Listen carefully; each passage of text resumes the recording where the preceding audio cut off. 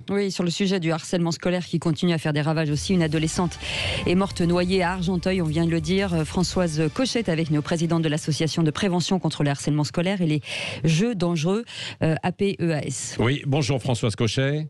Bonjour. Quels sont les mécanismes de ce harcèlement? Et puis ensuite, évidemment, comment le repérer, si on peut, hein, bien sûr.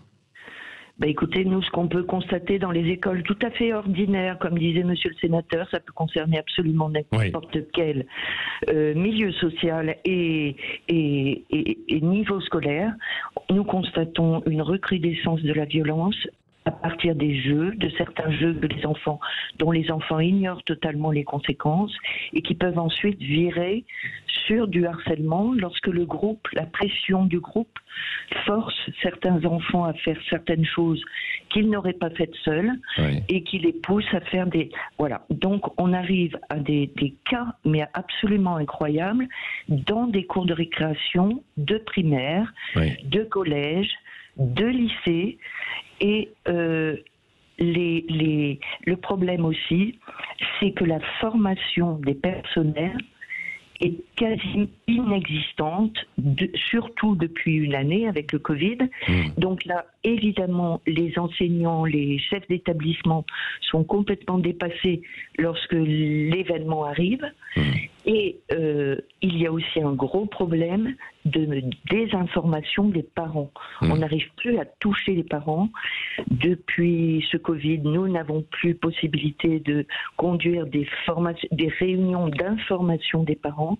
Donc les seules actions actuellement sont dans les écoles, ce qui est déjà pas mal. Oui, mais trop peu, oui. Et puis les personnels éducatifs qui disent qu'ils ne sont, malheureusement, ils ont déjà beaucoup à faire et qu'ils ne sont pas non plus là uniquement pour faire la police, même s'il y a ici et là des petits centres de médiation qui sont mis en place à l'intérieur des établissements qui ont été organisés par l'éducation nationale. Mais Dieu sait si c'est difficile. Oui, certains établissements, hein, c'est ça, oui, Françoise Cochet. Oui. Bien sûr que pas tous. Oui.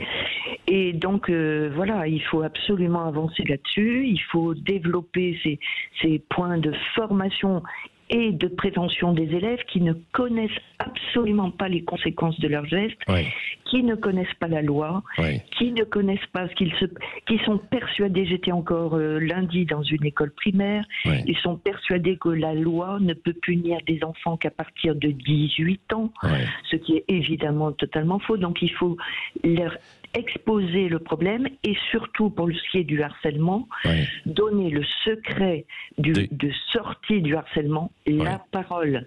La parole de celui qui est harcelé, la parole de ceux qui sont témoins du harcèlement.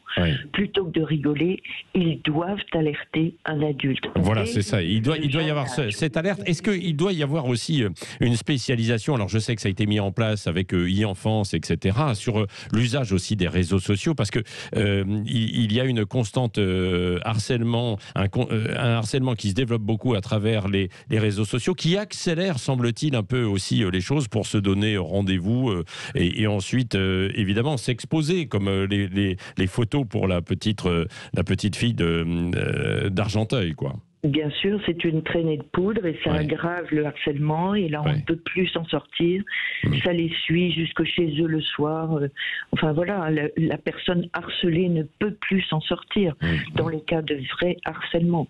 Moi je présente mes condoléances aux parents de cette petite parce que ça doit être tellement terrible, mais également mes pensées aux parents des agresseurs qui peut-être n'avaient pas été prévenus des conséquences de ce qu'ils ont fait. Vous voyez, ils connaissent très mal le corps humain aussi. Lorsqu'on donne un coup à un certain endroit du corps, ils ne connaissent pas les conséquences possibles, les risques de Il y a une responsabilité des parents quand même, Françoise Cochet, parfois, non on ne peut pas exonérer ça, non? Je suis absolument d'accord que les parents ont une position absolument indispensable, mais encore faut-il qu'ils se rendent compte eux-mêmes. C'est assez impressionnant la méconnaissance de tous ces problèmes de la part des enfants, des adolescents et des adultes parents, et aussi des professionnels. Et des professionnels. Voilà, il y a un manque de... Et malgré toutes les consignes ministérielles, eh bien malheureusement, tout ne se fait pas partout. partout. Les rectorats ne sont pas toujours dans les formations. Ils ont d'autres priorités peut-être, certains d'entre eux, et c'est fort dommage. Ouais. Voilà. Merci beaucoup, Françoise Cochet. Votre travail que vous menez avec votre association, puisque vous êtes présidente de l'association de prévention contre le harcèlement scolaire et les jeux, l'APEAS. Merci d'avoir été avec nous en direct ce matin sur Sud Radio.